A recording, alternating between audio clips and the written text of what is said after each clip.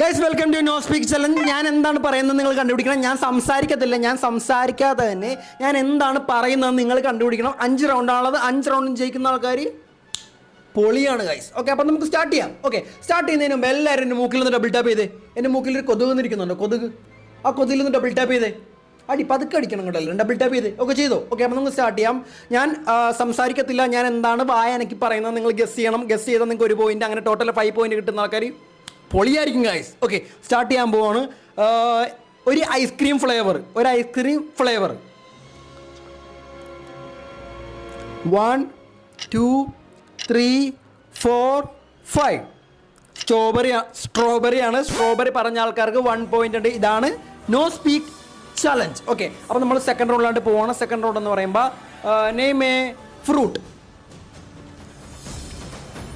1 2 3 4